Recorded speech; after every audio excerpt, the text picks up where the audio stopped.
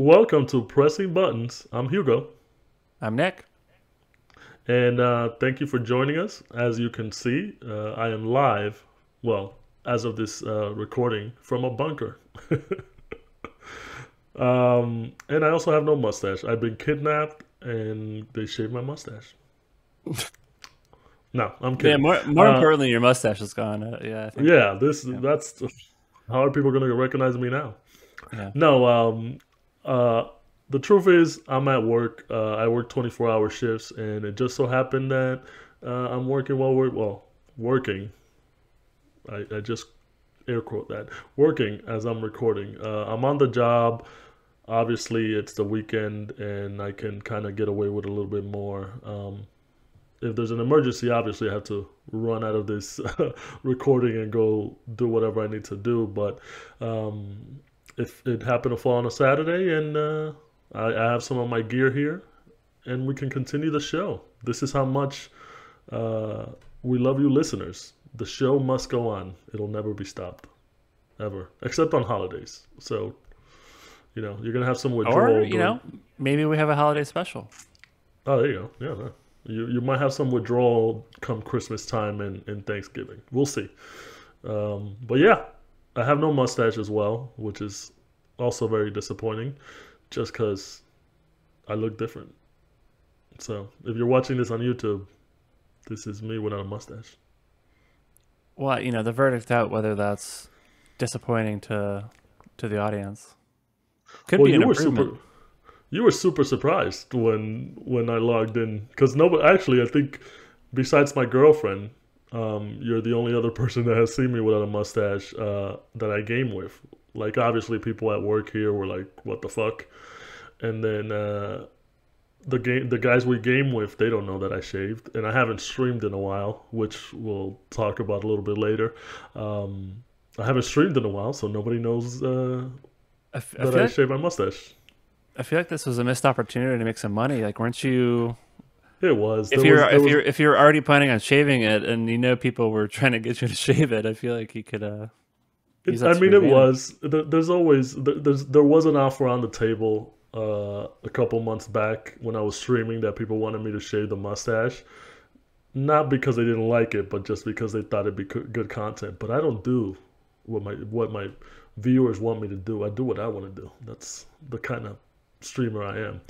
But yeah, it could have been content. Honestly, it was more like one of those how Pedro from Napoleon Dynamite was like, I shaved my head because I was hot type of thing. It was one of those things. Summer's coming. Uh, Mustache was getting in the way of food, and I was like, let me shave it. It'll grow back. You know, it'll grow back. Probably like in 48 hours, right? Yeah, yeah. I really wish I could have my beard, which as you've seen me with my beard, it's my pride and joy. But because I'm in the military, I can't really grow it. That's why the mustache was the thing I had. Ah, all right. Anyways, enough about my Great. mustache. Strong intro.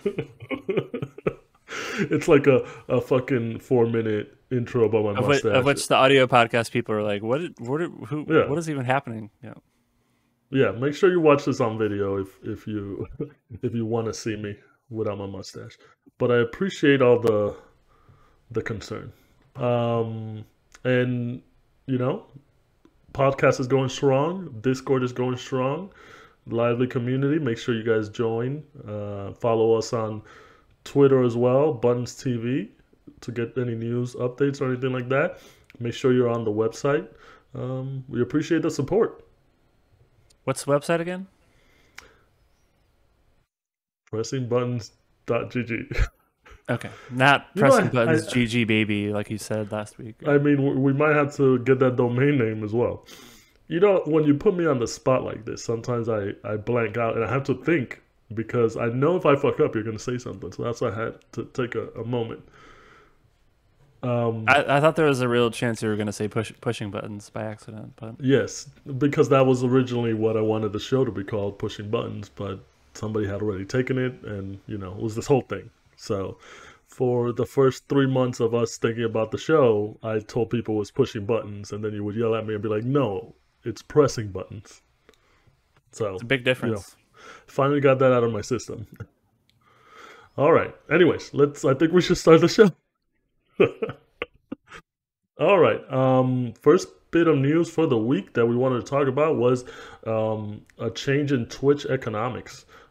This big report from Cecilia Di Anastasio on Bloomberg. She's a Bloomberg reporter, great reporter.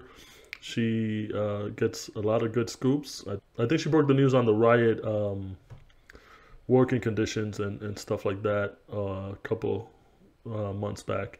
But she just dropped a new report basically talking about how Twitch is going to change the way they pay out their creators, going from they usually pay their top creators 70% of revenue. It's dropping down to 50%, which is basically what the regular partners get paid right now. And also, they're going to be looking to implement more ads on the platform. Now, I'm a Twitch streamer, just to throw that out there. Uh, Not a very big one. I think the last time I made money, it was like $1.29.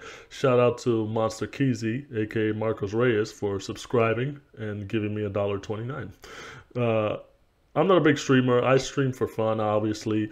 Um, it was a project of mine during the pandemic. I started and I built my whole setup, and it's very tough to just break it into the Twitch streaming industry, just because there's a lot of rules and it's hard to get noticed, and you also have to kind of have a shtick, I would say. With this news dropping, I think it's gonna alienate a lot of their creators, honestly. There's a lot of other platforms like Facebook and YouTube that are more creator friendly. So, them decreasing the pay, making them take a pay cut basically, just to feature more ads and stuff like that, I think not a lot of the creators are going to be happy. And we've seen creators jump ship before. We had like Ninja. Ninja went to YouTube, even though now he's back on Twitch. Doctor No, Disrespect. he went to Mixer. Well, he went to Mixer, and then Mixer got closed, and then he went Yeah. to YouTube. Yeah, and then Doctor Disrespect went to YouTube. All these big names. I know YouTube was trying to poach them from Twitch, and also Facebook Gaming, which was a thing, is a thing. I don't know if it's still a thing. I know a lot of partners went over there, but it's definitely going to have a lot of ripples in this content creation industry for gaming, just because Twitch, we were talking about this before the show, Twitch is the main um, platform for live gaming, whereas YouTube is more for uploading your videos and stuff like that. What do you think this will do to the Twitch community? Do you think the creators are gonna just suck it up and deal with it, or you think a lot of them are gonna jump ship? Well, I think so. It's 70% going to 50%, but I think creators who get 70%, it's already like a pretty small number of creators, right? Like that's people who have specific contracts. Yes. So that's one thing to keep in mind. And I guess the way Twitch is positioning it is like there'll be more ads, lower rev share, but like you'll kind of net get like the same amount of payout because you're getting, again, like a lower rev share, but there'll be more ads to offset that. So it's like, okay, if that's the case, like I'm already like completely annoyed with the number of ads I already get as I use Twitch pretty often. I think it's just way too many ads. So the idea of having even more ads is very off-putting. So I think there might be that type of effect on this type of policy where it actually just has more of an impact on people wanting to engage with the Twitch platform and people maybe starting to look elsewhere for other similar types of content because they're just like don't want to deal with that many ads. And I think the other thing, it's like in terms of finding, like discovery and finding new Twitch creators that you like, it's like really hard to do that when every time you click on a new channel, you have like 3 ads that you need to sit through. And so maybe that's like a separate thing, but I think it'll be kind of related with them just trying to ingest more ads into the content, but like I feel like that's such like a barrier to discovery that they like need to resolve in some way. That's been like one of my experiences where it's just like, and I know it might sound silly, but I'm like, oh, like just based on the screen grab of the stream and the description and like the game they're playing, like maybe I want to check this out. And it's like, okay, well, I have to sit through 2 minutes of ads for this thing that I might not even like, so I just go to YouTube.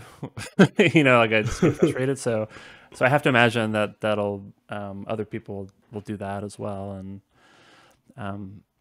so yeah, well, I guess we'll see. Like this really kind of seems like Twitch is just trying to shore up its own economics. I don't know if creators necessarily get any benefit other than I think one of the things they talked about was they'll be less stringent about like exclusivity as a thing. But like if Twitch is the only real platform in the game, then like that doesn't really mean that much.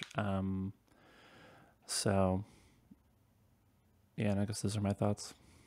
Well, I think obviously I agree with you. The ads themselves, it's out of hand, I would say, especially when the reason you're on Twitch is to watch these gamers play whatever they're playing, and then let's say they're doing like a specific mission and you're excited to see it, or they're playing a match or something, and then a stupid ad comes in the middle of that, and then it gets the screen gets relegated to the upper right corner, and then you have this big old ad. You're not seeing anything. You're missing out on everything.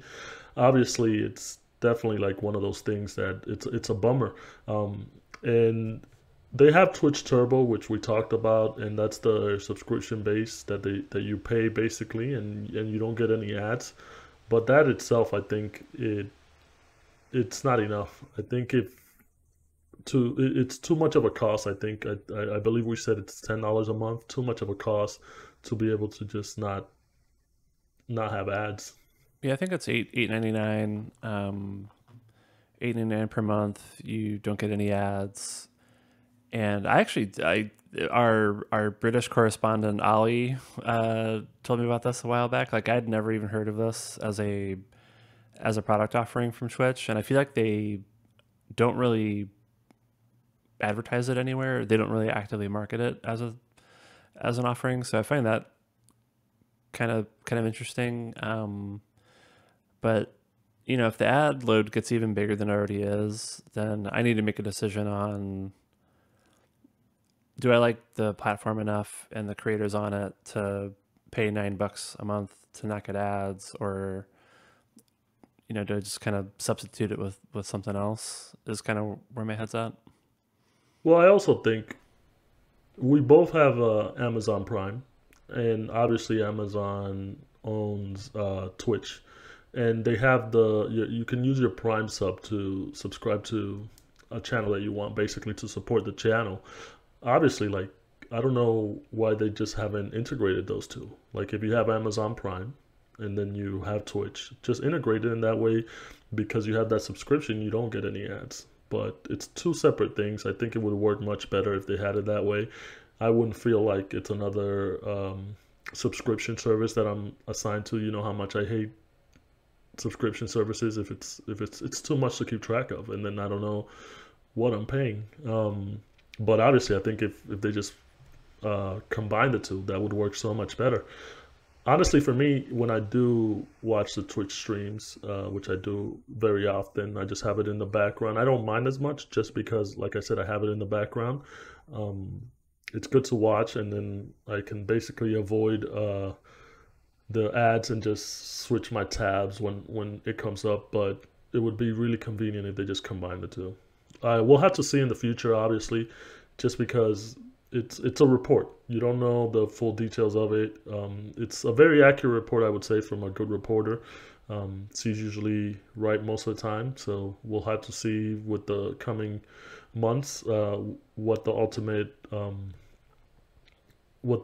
details are of this, and how it's really going to affect everybody. But like you touched on it, for those creators that are going to be losing money, they will have the option to jump ship. And honestly, the only reason I think like YouTube and Facebook gaming don't have a much bigger piece of the pie in terms of live streaming gaming content is just because they haven't really made a big of a push. Obviously, I think YouTube is a superior platform in certain aspects where I do appreciate that with YouTube you can save your recordings right away. Whatever you record, whatever you stream, that stays on your library for forever basically. Whereas on Twitch, I always hated it that all my videos would get erased after a couple of days. Like that was annoying. Like, what if I did something cool in the stream or something funny or something like that? That was just annoying. And I still find it annoying. But I'm just a lowly content creator with 97 followers. Well, that's why you had me there making all the Yeah, clips. there you go. And all I got Particularly for it whenever was you fell into water. That was it a was I was it's always there for that. it was my Achilles heel. Whenever there was open space, I just fell for some reason. But that's content. That's content for you. All right, so moving on. Activision Blizzard recently, a couple days ago, announced Diablo Immortal, which is a new MMO type game coming out for mobile devices, Android and Apple, and also PC. And it's going to be cross play and cross progression. Basically, you can play it on the go while you're on the train or whatever, on the bus, at work, and then switch over to the PC, and you'll be able to just pick up where you left off. Now, we were going to talk about this last week, but we didn't have a lot of info or anything like that. But they released more info, especially because they just had the investor call. So they wanted to get a lot of stuff out of the way, let their investors know what the plans are for the future. As a new and up and coming MMO fan, as you already know, with my foray into Lost Ark, Final Fantasy, I'm a little bit hesitant on this one, mostly because it's designed primarily for mobile, even though it's also going to be coming out on PC. The PC is going to start off as a beta, even though from their press release it seems like it's going to have everything that the mobile one is going to have. They're just starting it as a beta just in case there's any hiccups. I'm a little bit hesitant on this just because, like we've discussed on the show before, I'm not a big mobile game fan. I have huge hands. I'm showing my hands on YouTube for reference. And just playing mobile games is just kind of a hassle for me. So I might check it out, especially because it's going to be free to play, I believe, when it comes out on PC. And I've always been a little bit fond of the Diablo games. What do you think? Are you looking forward to this Diablo game? Because that was the first time they announced that there's going to be a PC version. Yeah. Was during the showcase. So before that, it was positioned as a mobile game, which upset a lot of Diablo fans. So I think they tried to do the community a solid by creating a PC version. But I'm sure there's plenty of business reason for them to do that. I think since they announced the game, they've probably seen a lot what's going on with like crossplay and cross progression, particularly with like games like Genshin Impact or Fortnite. And I think there's just like a lot of benefits of being able to grow the audience of the game when you're on as many platforms as possible. And particularly with this one, because there was such a negative reaction to not having a PC version, I think hopefully they can get a little bit of goodwill with the community by providing that. So because there's a PC version now, I'm actually, I'll probably check it out for sure. I don't know. I mean, we'll just have to see how the game is, like how much the game experience is potentially held back because it was principally developed on mobile. Like, I don't necessarily think that could be that big of an issue. Again, if you look at Genshin Impact, like, it being developed on mobile it's not obvious to me like how that is held back really at all. So I feel like it could be a pretty good game. And the way I would play it is I'd primarily play it on PC, and then it's nice to have it as an option to play it on mobile if I want to. And there's also controller support, so it's not just touchscreen. Like if you also have a controller that you use on mobile, that's also an option. So yeah, I think I'll definitely check it out.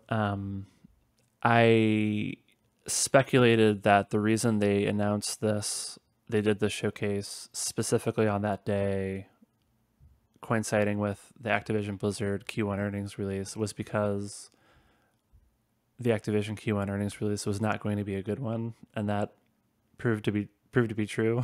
It So was not. it's a classic, well, let's just announce something or provide information on a big release on the day of earnings just to kind of like, you know, drown out the noise of the bad news from a financial perspective.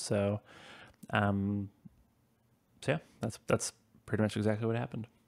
So obviously you have this being the trend for the year, all these mobile game push in the market. You had Take Two purchasing Zynga, and then you also have EA with PopCap and stuff like that. You're seeing a big push for mobile games, but it's going to be very interesting because I can feel like this also works on the Switch, and obviously the Steam Deck being out now, this would probably be good to have as a Switch port. I know they had Diablo, the last Diablo. They were able to make it for the Switch, make a Switch port, and that was very popular in itself. Um, I think it'll get more of a crowd, obviously, on mobile just because it's so portable. But I think obviously we had to look back on the last Diablo originally being developed for PC, and then not necessarily being developed for consoles, and that had a big hiccup where the finished product that you had took years before the fan base was actually happy with it, just because they weren't happy when it came out. They thought that it was prioritized for consoles, and it really um, they really shot themselves in the foot in terms of developing it for PC, and there weren't a lot of happy Diablo fans. But ultimately, it took them like 2 or 3 years. I think the whole community itself was satisfied. I That was my first Diablo, honestly. So I think the Diablo community is a little bit, you know, they're a little bit of perfectionists. They want what they want. So hopefully they won't be too sad when whatever the hell this is comes out. All right, look for that June 1st, I believe. Cross play, cross progression. I might give it a go. You know, new MMO guy over here. We'll see. All right, and then moving on, we wanted to talk about real quick Xbox announcing that they will be doing their showcase with Bethesda in June. Basically, same time slot that they normally would do for E3.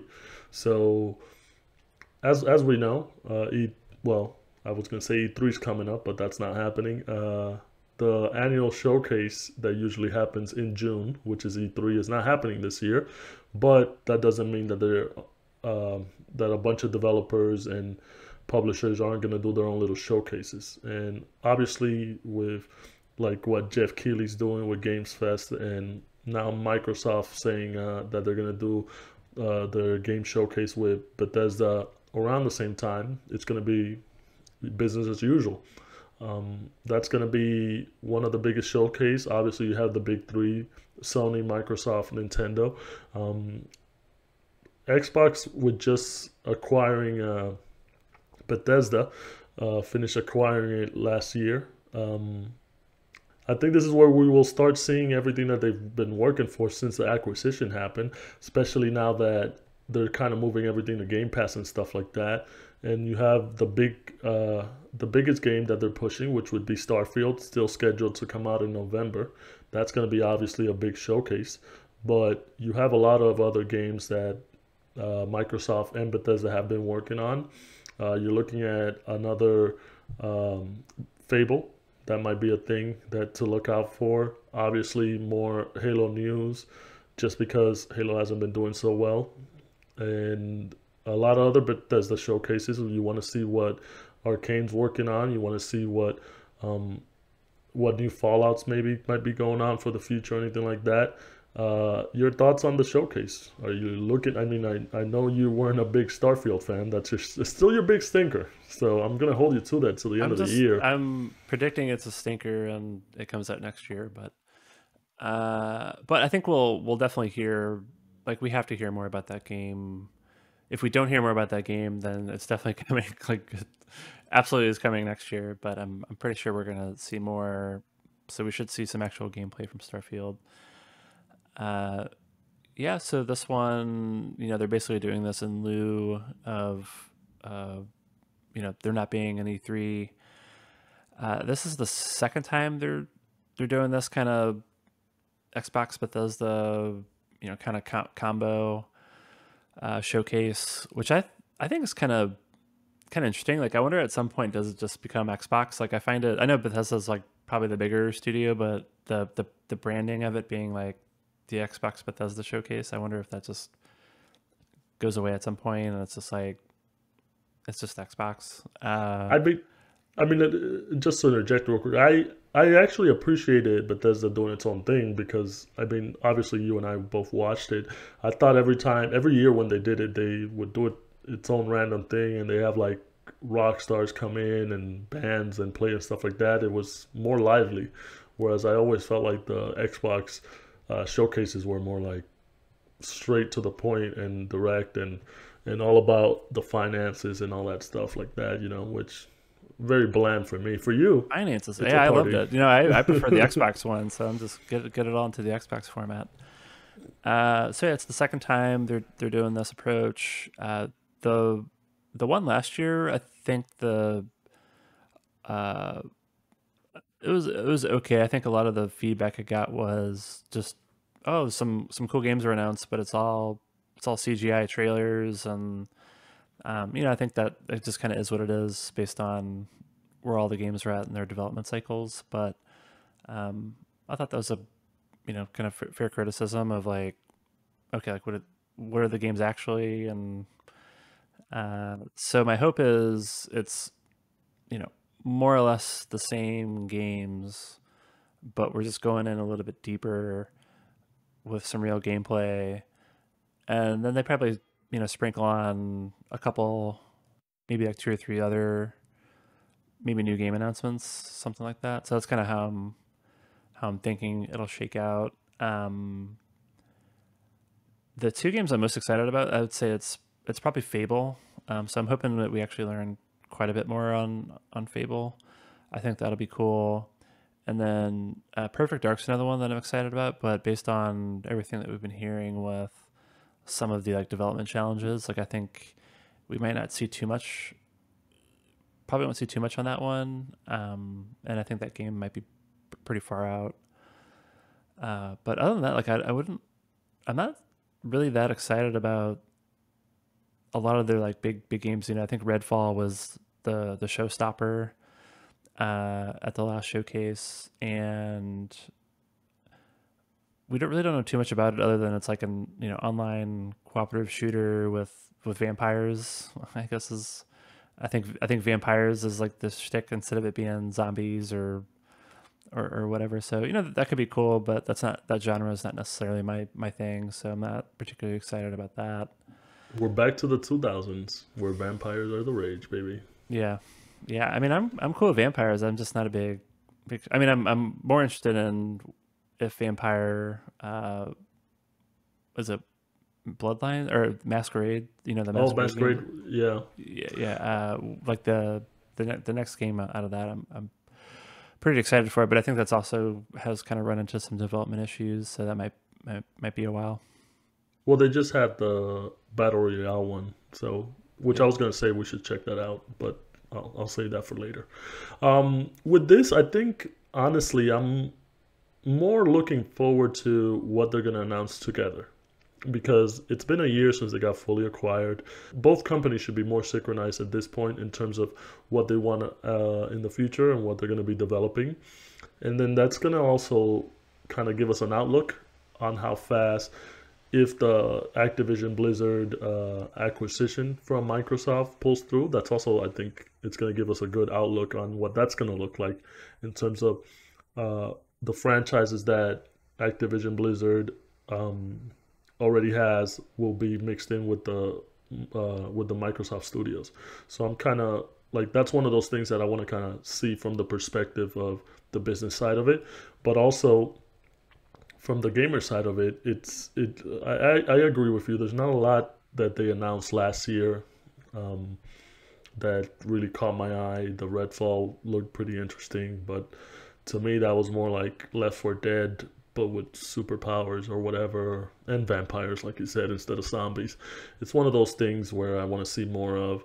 And obviously we're in year 2 of the pandemic. That was year 2.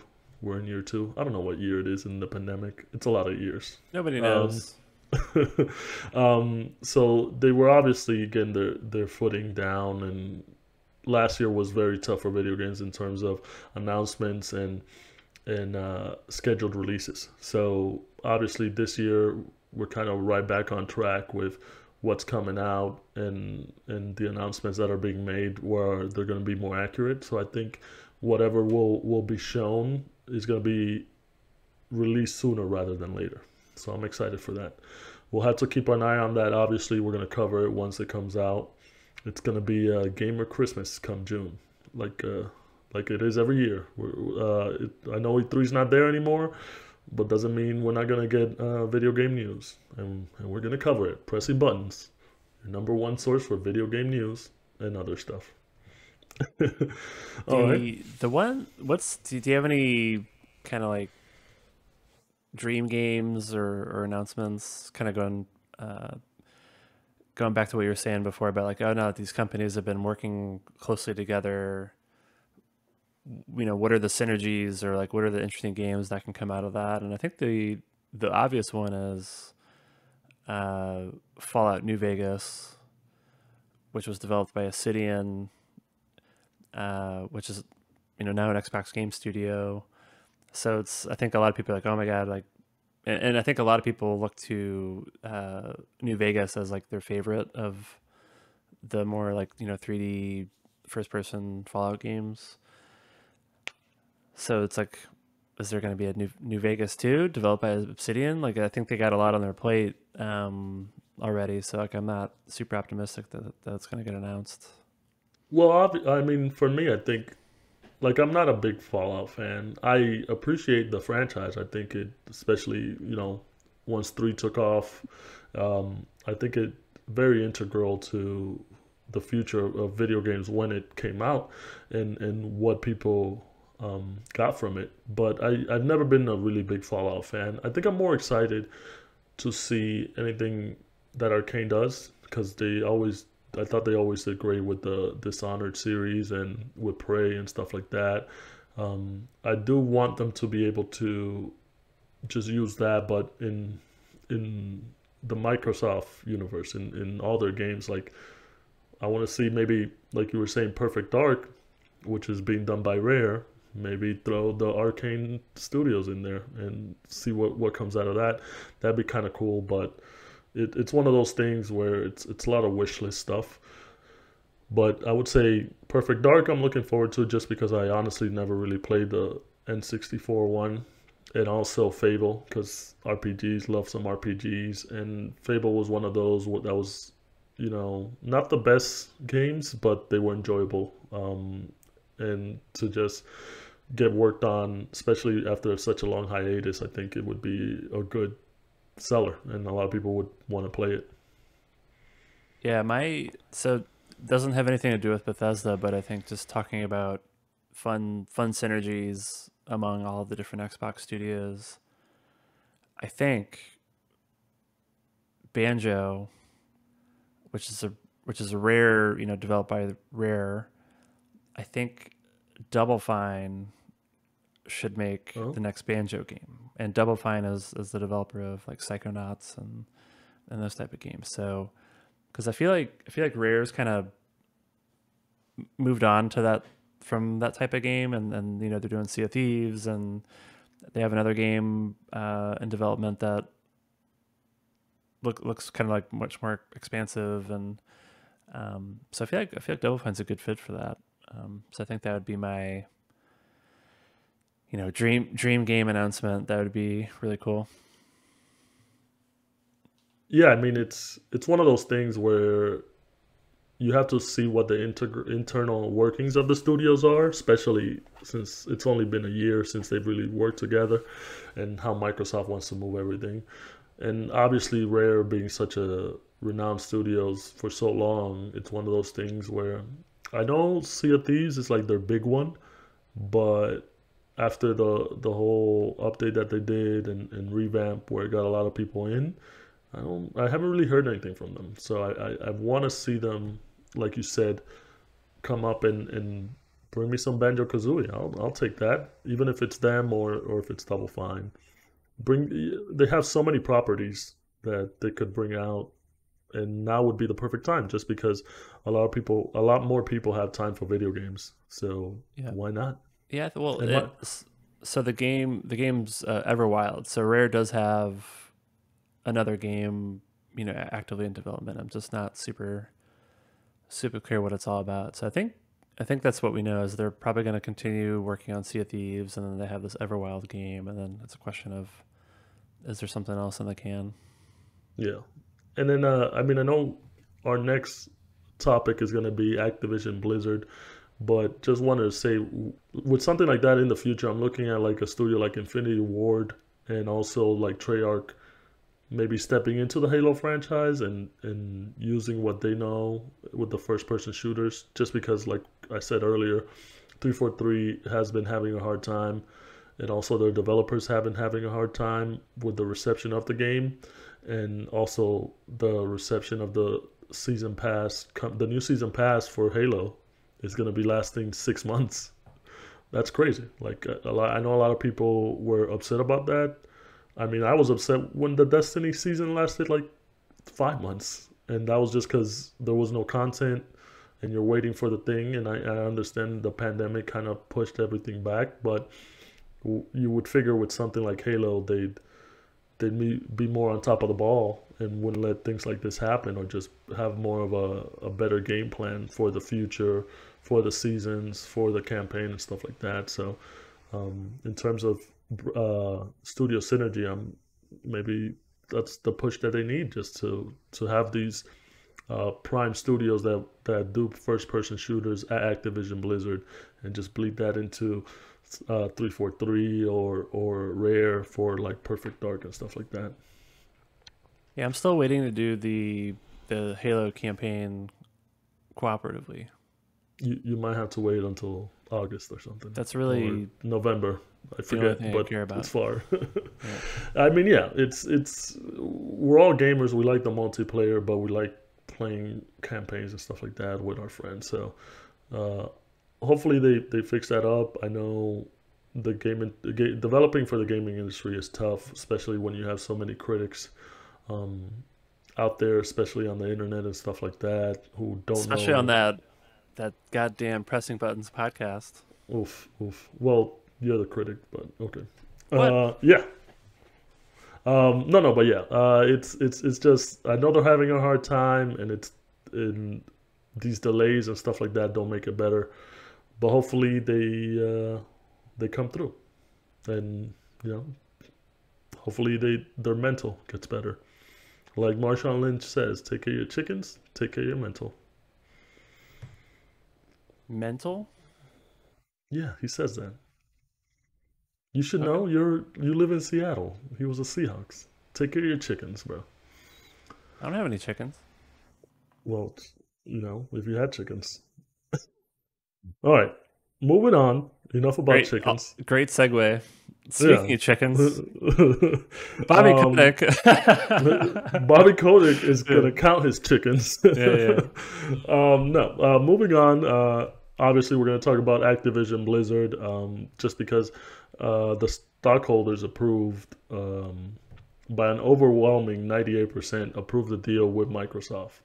Um, we bring this up just because honestly, it's still an ongoing thing. It's the biggest acquisition that's been done in a while that we talked about, and this acquisition, the deal's not expected to close until June of next year, 2023, and uh, like I said, 98% of the shareholders approved it, but it's not a done deal. You still have to go through a lot of the FTC stuff and Congress and all that stuff. Congress has some issues with it, basically monopolizing the video game industry. What what did you get out of this, Nick? Did you? I know you're the financial guy and stuff like that, and you have more insight in terms of uh, what this means, just because it's not a done deal. Yeah, this is just going through the process of the shareholders approving the deal. I think no surprise that an overwhelming majority of shareholders would sell at the premium that Microsoft's offering. So I don't think that's surprising. Uh, and yeah, we just got to wait and see what happens with the regulatory approval process and whether they'll actually let the deal go through after antitrust and competition review. Uh, so yeah, we'll see. I think there was some chatter around because the stock price is kind of trending down. Does that suggest that investors believe that the deal won't go through? Um, I think that's a like partially either majorly or definitely at least partially driving why the stock price might be trending down. I think the other thing is, as we discussed earlier, they released their Q1 earnings.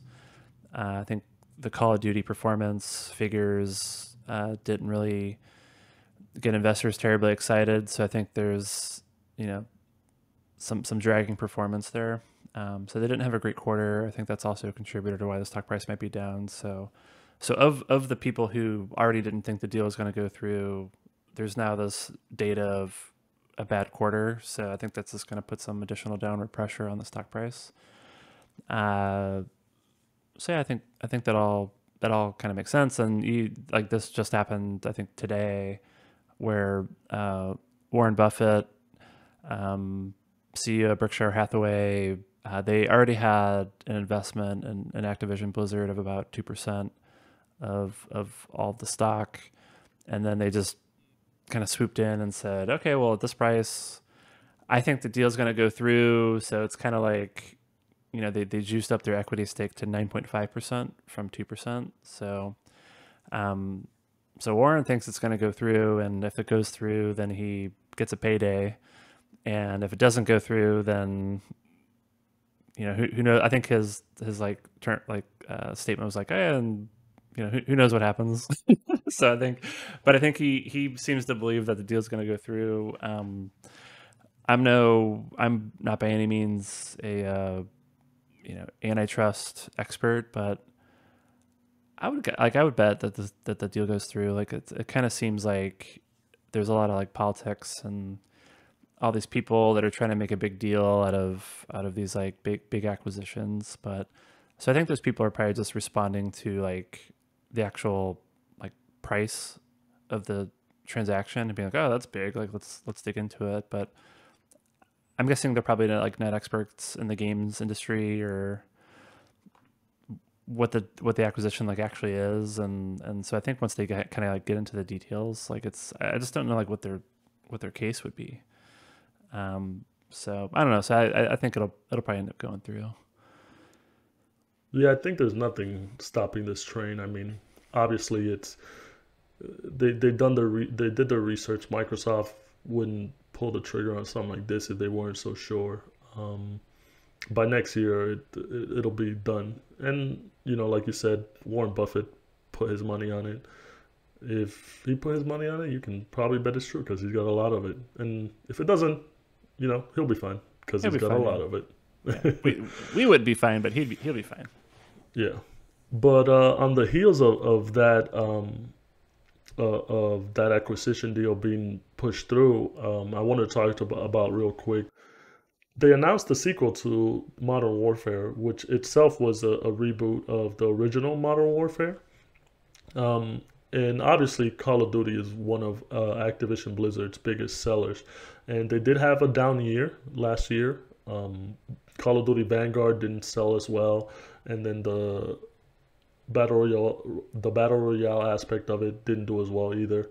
Um, like you mentioned earlier, with the earnings, it was I believe it was anywhere between like 43% to 50% less than the year before, than year over year, and a lot of the reception for Vanguard wasn't really great from the gamers and from the financial side. So them announcing a new Call of Duty, especially being a sequel to the reboot of Modern Warfare, I think will get the revenue up. It did really well, the original, and a lot of people are really hyped for this one. They're also revamping Warzone itself, so it's going to be built up from the ground with a new engine. Um, a lot of the people I know that do play Call of Duty are super excited just because they'll be going back. I honestly haven't really dived into Call of Duty in a while. I did play Modern Warfare reboot, and honestly, I thought it was really good. But I'm just like not into military shooters as much as I was before when I was younger and wild and all about guns, baby. Well, now Yeah, you're in the military, so maybe it's just too real now. I like to shoot them in real life. Fuck video games. Actually, Oh no. my god! Whoa! All That right, should that things that should be escalated. an ad or something. Yeah. But don't put me in it. An ad for the military. No. But yeah, I think on the heels of this announcement, I know it got a lot of buzz. I think it was the most liked tweet pertaining to any Call of Duty announcement on Twitter. It's just very anticipated. So obviously, with this deal going through, they're gonna skip a Call of Duty in 2023 because the market got really saturated with Call of Duty every year, just like it got saturated with Assassin's Creed every year. I'm glad that they are taking a year off, especially while they consider what the future is going to be with Microsoft acquiring them. So just keep an eye on that, and we'll have some impressions. I'll probably play it, so we'll see. All right. And then the next bit of news we want to talk about was Disney Dreamlight Valley. And it was a new game announced a couple days ago. It's basically a free to play Sims adventure game uh, in the Disney slash Pixar universe. Um, Basically, from the looks of the trailer, you'll be living in an area like in The Sims, but you'll be able to interact with Disney and Pixar characters, where you can go to their villages and stuff like that, and you can customize yourself and your area. So it's a bit of a Animal Crossing meets Sims meets Disney Infinity if you played that. And this looks like Disney's foray into the metaverse a little bit. Um, I know they with the Disney Infinity franchise that they had. I don't know if you guys are familiar with it, but it was basically the same type of thing where you had the universes from different Disney franchises and Pixar franchises, but you also had like Marvel franchises, um, and you could also do like action figures. So it was that whole Skylanders slash Amiibo thing as well. And unfortunately, even though it was very popular, I think Disney shut it down. So it only really was out there for 2 years. But this is their foray into, I guess, the metaverse. And us talking the last couple of weeks about not Final Fantasy, Kingdom Hearts. Us talking the last couple of weeks about Kingdom Hearts and how that's basically like the Final Fantasy universe mixed in with the Disney universe. It's one of those things where you're like, oh, kind of obvious. This should have been done a while ago. What are your thoughts on this? Do you think they have a strong case for the metaverse? Do you think people will be flocking to this? Yeah. Well, I think the game could be huge, just like anything that Disney puts out. Where if it's any good, I'm sure it'll find an audience. The I did look at the video. It looks pretty cool. I do like. I'm less of a Sims fan. I would say I'm an Animal Crossing fan. And then as discussed during our Kingdom Hearts 4 announcement discussion, I'm a big big fan of all things Disney. So I'm definitely interested in it. I think my only reservation would be it's developed by Gameloft, who just basically kind of, in my opinion, creates like fairly cookie cutter mobile games. So that would be like my only reservation. It's just like, okay, is this development team going to be in a position to create something a bit more expansive and engaging, or is it really just going to be like a monotonous kind of mobile game with a Disney wrapper around it? So uh, we'll have to see on that, but it's free to play. It's going to be on PC. There's I can't remember the exact release date, but I think they're planning on doing like an early access version of it before they actually kind of inject some sort of monetization model into it. So I think that'll be a good opportunity for me to mess around with it and see if it's actually something that I think is worth playing. So that's my take on it. So I'm cautiously optimistic, which I think is almost always going to be my answer when we're talking about like a free to play game. It's just like it could be cool unless it's like the monetization model just like isn't set up the right way. Then that's a huge turnoff for me. Yeah, I'm on the same boat as you. I think it has to deal with, is it a cash grab where Disney's just trying to make some money because they know people are gonna want to see the Disney and Pixar universe and just pay to have like a Buzz Lightyear costume or Moana or whatever it is? Or is this a good marriage between developer and publisher where Gameloft will actually make something that's fun and enjoyable? Um, Obviously, being free to play, I think, uh, boosts what the potential could be.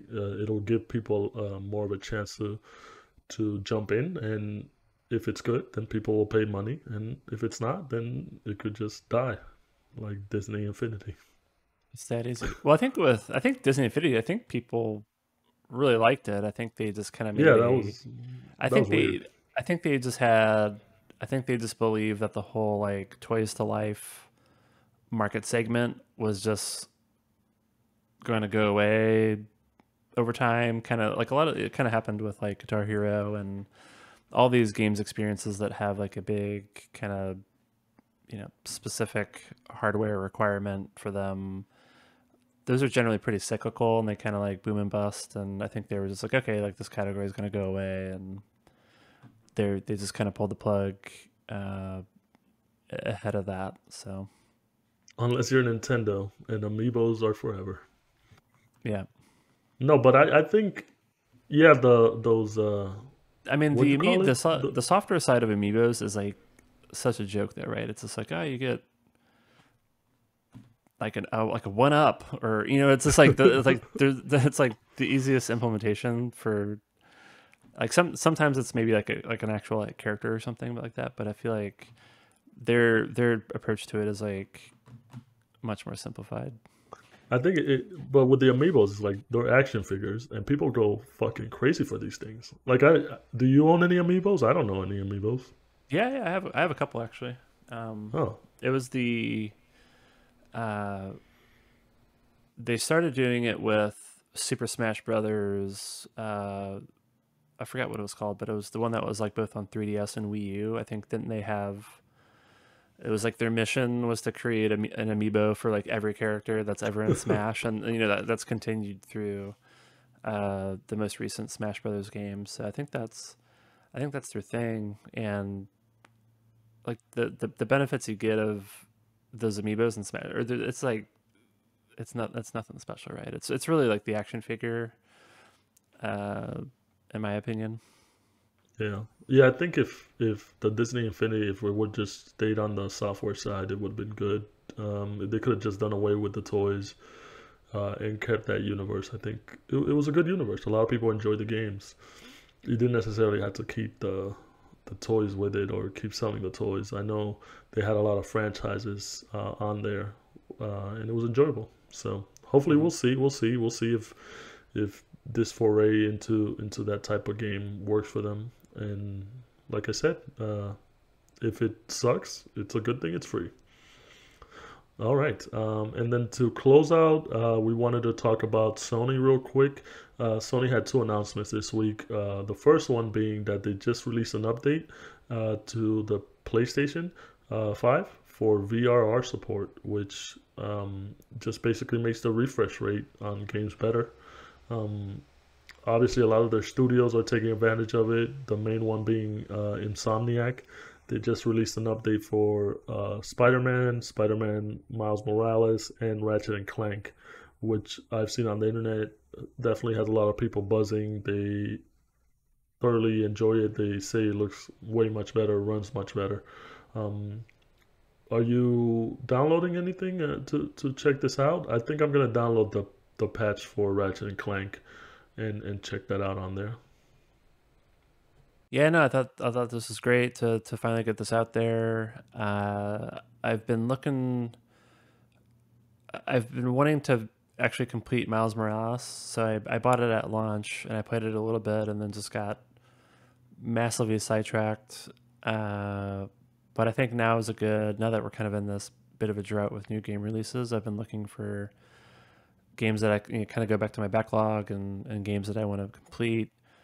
Miles Morales is on there, and so I think this was kind of the catalyst of like, okay, like that's definitely going to be the game that I go to now that it's just been patched and should run great now. I think it already ran, you know, great, but I guess it's just even better now. So yeah, I think after I finish Stranger of Paradise, I think that's gonna be my next game.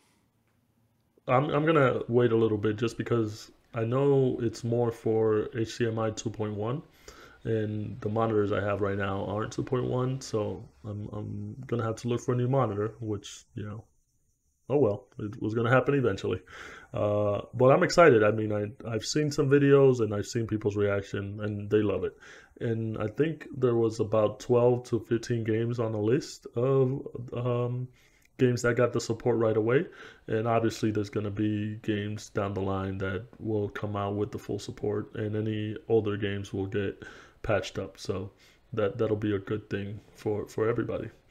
And then the other thing, Sony related, that we want to talk about was that Sony rumored that they're going to be asking studios to make game trials at least 2 hours for any game that costs $34 or more. And they're basically pushing this more towards their PlayStation Plus premium subscriptions. So people will be able to test out the game basically before they fully invest their money on it. Um, Now, with this, I think it's a great idea. We talked about this earlier, but I think obviously being able to try out a game for 1 to 2 hours or even more is a plus. You would definitely want to try something before you buy, especially if it's a game. Um, and I think 2 hours is a good amount to get the feel for the mechanics and the world and stuff like that. Obviously, if it's a franchise that you're familiar with, that you were planning to buy the game for anyways, this won't affect you. But it's for those type of games where like you're on the fence about. Um, it's gonna be interesting just because Sony's not gonna be pushing their first party titles into this. I think we'll have to wait and see. But it's more for the other studios that are going to be offered for their PlayStation Plus Premium to see so people could try it out. What are your thoughts on this? I know you were like totally against pay to play, basically.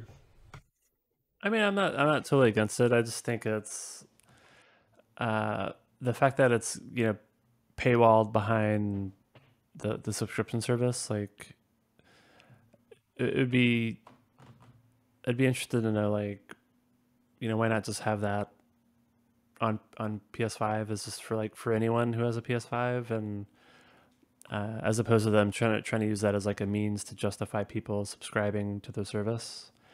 And I have my PC bias, blinders on, where it's just like Steam, like with Steam, you can, Snob. yeah, you can just download any game and play it for up to 2 hours, and if you don't like it, you return it. So like that, to me, that's the benchmark.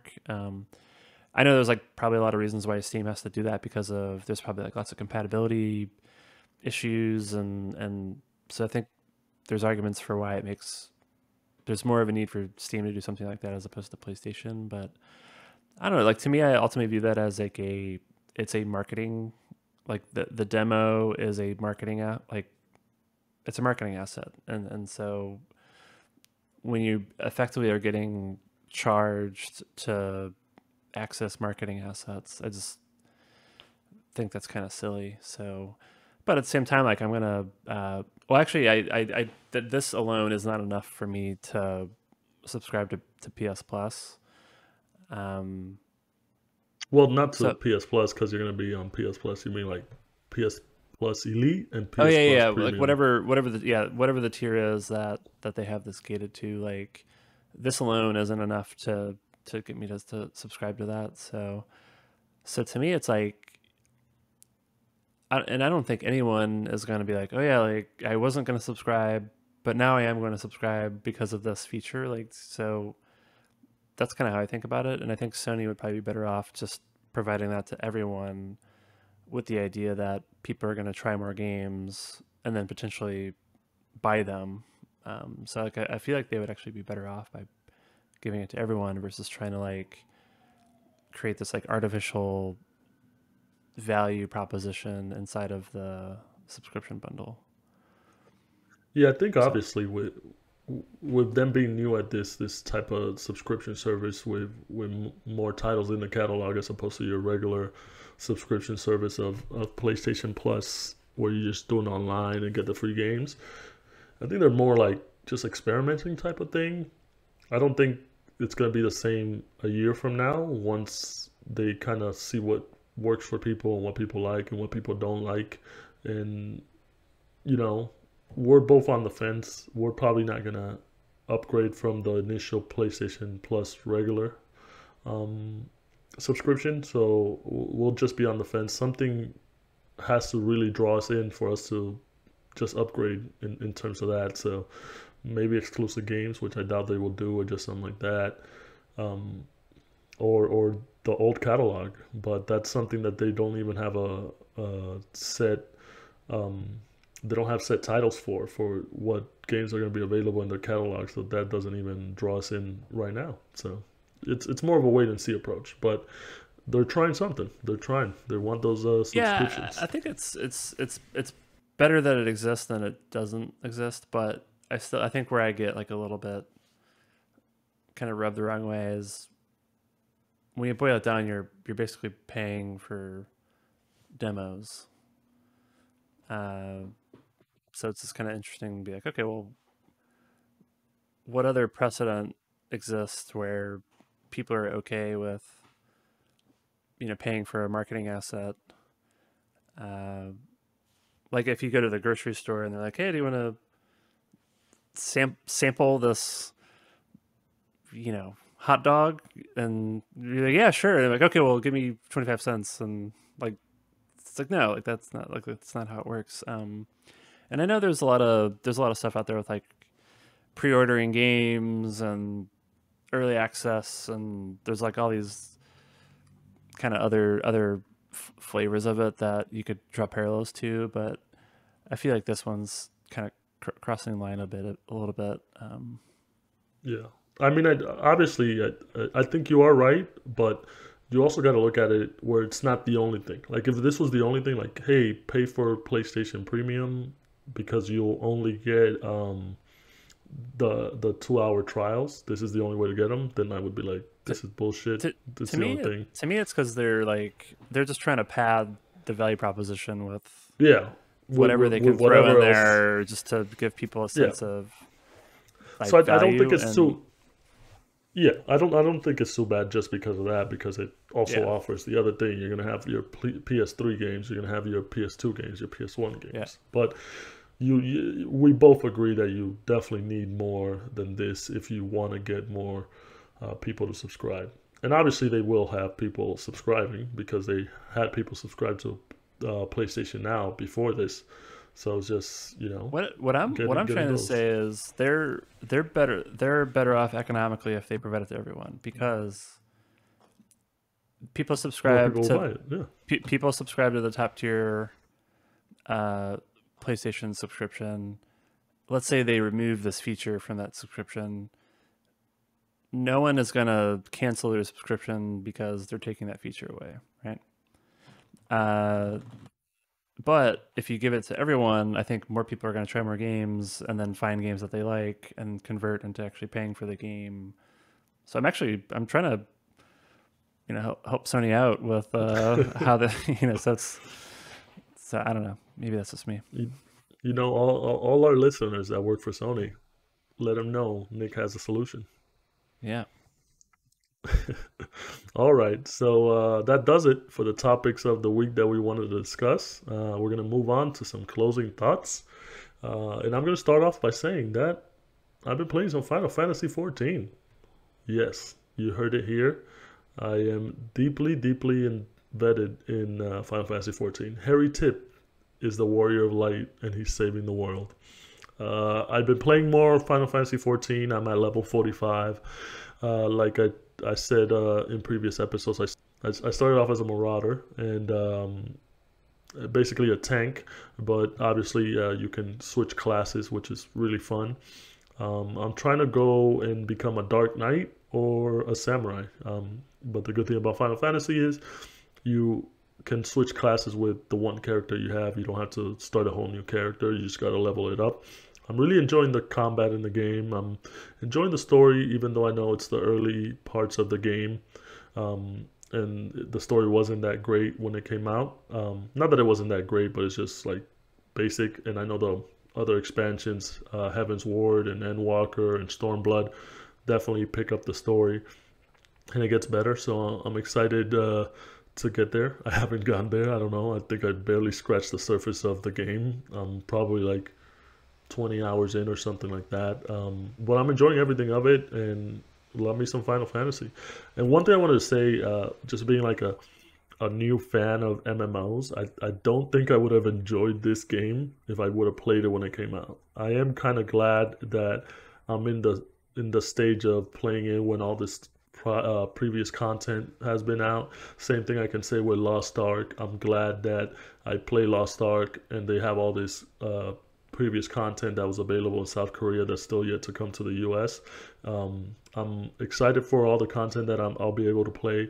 Obviously, I don't know how long that's going to take me, and we'll see when I do get to the end of that content. I know Yoshi P, the director, was saying that it's kind of towards the end, the development of Final Fantasy, but it's an MMO, so you never know when the end is. But I'm enjoying it, I love this. Got to play with Nick at some point. We always miss each other. Which was the literal reason why you were supposed to start playing that game, but we'll figure it out. Yeah, it looks like I'm actively avoiding playing with you, which would be funny if I played. You said it. I didn't say it. Yeah. It would be super funny if I played the whole game, I beat it, and we never played together a single time. Well, actually, we played together like it was 10 just minutes. The beginning, the genesis of Harry Tip. That was that. There you go. Yeah, there you go. No, but we'll get to play together soon. We just have been mixed up with time. But we'll see. We'll keep you updated in the Harry Tip and Valentino Vega. Is it Valentino Vega?